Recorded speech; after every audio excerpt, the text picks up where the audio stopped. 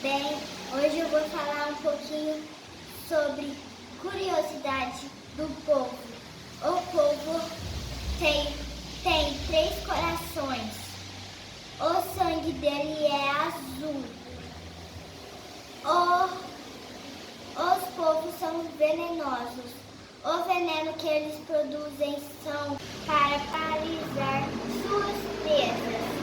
O polvo é muito inteligente. Tchau!